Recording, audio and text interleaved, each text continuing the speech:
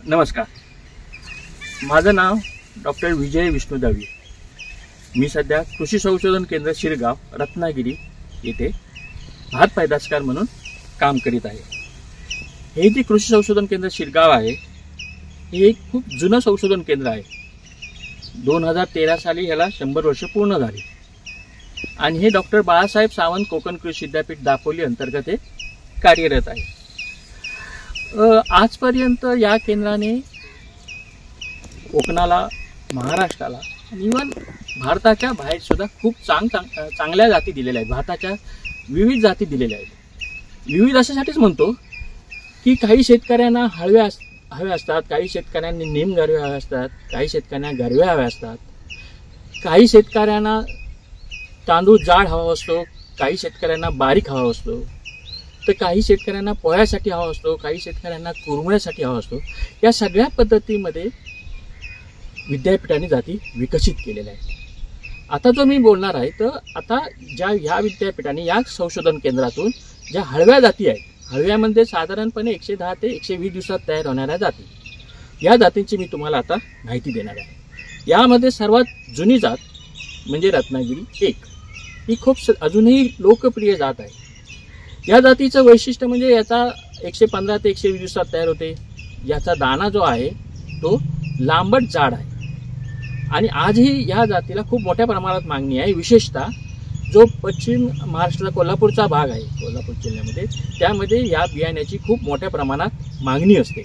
म्हणजे त्यांची जी बियाण्याची मागणी आहे ती मागणी विद्यापीठ पूर्ण करू शकत नाही, म्हणून विद्यापीठाने काही विविध लोकांशी करार करून त्यांना बीजोत्पादनासाठी दिलेलं आहे।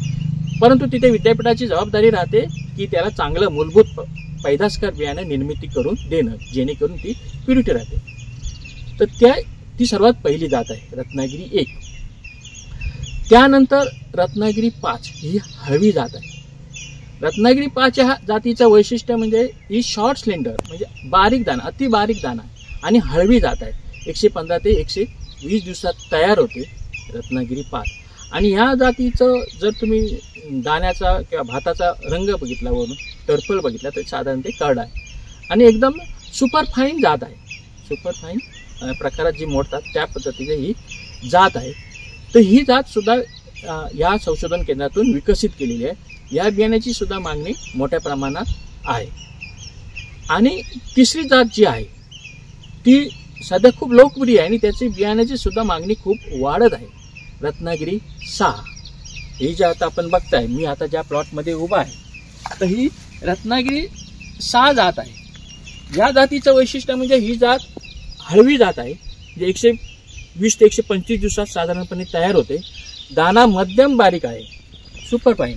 साधारणपणे एका लोंबीला 250 सरासरी दाणे आहेत। आणि ह्या जातीचं आणखी दुसरं मला वैशिष्ट्य सांगावंसं वाटतं की याच्यामध्ये 95% फर्टिलिटी आहे। म्हणजे दाणे तुम्ही जर बघितले तर पूर्ण दाणे भरलेले आहेत। जर तुम्ही क्लोजअप बघितला याच्यामध्ये पळींचं प्रमाण दिसतच नाही। स्टराईल आपण म्हणतो स्पायकलेट्स, फ्लॉवर्स, तर ते प्रमाण खूप कमी आहे। तर ही अशी जात आहे, ही आता आजकाल खूप लोकप्रिय झालेली जात आहे रत्नागिरी 6। याची बियाण्याची खूप मोठ्या प्रमाणात मागणी आहे। विशेषतः जो आपण पालघर किंवा ठाणे जिल्हा म्हणतो, जिथे पूर्वी वाडा कोलम म्हणता येईल, त्या जातीला ही पर्याय म्हणून आपण ही चांगल्या पद्धतीची जात या केंद्राने विकसित केलेली आहे। तर आपण हे प्रतिष्ठा बघू शकता रत्नागिरी 6 या जातीचं। ही खूप आवडीची आहे। तांदूळही बऱ्याच शेतकऱ्यांना याचा आवडतोय आणि आजकाल जी शेतकऱ्यांची मागणी आहे, आजकाल मला विशेष सांगावंसं वाटतं की शेतकरी जो कोकणातला आहे, विशेषतः रत्नागिरी आणि सिंधुदुर्ग जिल्ह्यातला, त्यांना जाड तांदळापेक्षा बारीक तांदळाची लोकप्रियता आहे। आणि मग बारीक तांदळामध्ये मग 2 विशेषतः आपल्याला कालावधी म्हणता येईल, एक हळवा आणि निम गरवा किंवा गरवा, म्हणजे 120 दिवसात तयार होणारी आणि 135 ते 140 दिवसात तयार होणारी। जिथे वर्कस जमीन आहे तर तिथे आता मी यंदा बऱ्याच ठिकाणी फिरलो रत्नागिरीमध्ये, लांजा तालुक्यामध्ये, तर बऱ्याचशा शेतकऱ्यांना याचा आपण बियाणं दिलेलं होतं ह्या हंगामामध्ये, खरीप 2024 मध्ये। तर ही उत्तम प्रकारे आलेली जात आहे। तर ह्या जातीचाही मोठ्या प्रमाणात प्रचार प्रसार होणं गरजेचं आहे। तर यासाठी मी आपल्याला सांगू इच्छितो की हे प्रक्षेत्र बघितलं असेल, तुमच्या एखाद्या कॉन्टॅक्टमध्ये शेतकरी आला असेल तर ह्या जातीचा जास्तीत जास्त वापर शेतकऱ्यांनी करावा ही मी विनंती करतो, जेणेकरून या बियाण्याची मागणी वाढेल आणि मागणी तर वाढेलच, त्याशिवाय शेतकऱ्यांचं आर्थिक उत्पन्न वाढेल. आज कारण अति बारीक तांदळ असल्यामुळे याची मागणी वाढत आहे. नमस्कार, मी श्रीकांत गंगाराम मांडवकर, पिरंदवणे. गेली 10 वर्ष दापोली कृषी विद्यापीठ अंतर्गत शिरगावच्या माध्यमातून मी इथं विविध प्रकारची बियाणे करत असतो. यावर्षी दळवी साहेबांच्या माध्यमातून मी रत्नागिरी 6 बीज उत्पादन केलं आहे आणि त्याचं मला मार्गदर्शन दळवी साहेबांकडून वेळोवेळी मिळालं आहे. त्याच्यामुळे आज माझ्या शेतामध्ये चांगलं उत्पन्न आलेलं आहे आणि मी त्याबद्दल खुश आहे. त्याचप्रमाणे हे शेत बघून माझ्या गावातले इतर शेतकरी त्या बाबतीत समाधानी आहेत. तर ही आपली माहिती आवडली असल्यास आपण नक्कीच लाईक करा, शेअर करा आणि विद्यापीठाचे चॅनल आहे ते सबस्क्राईब करा. धन्यवाद.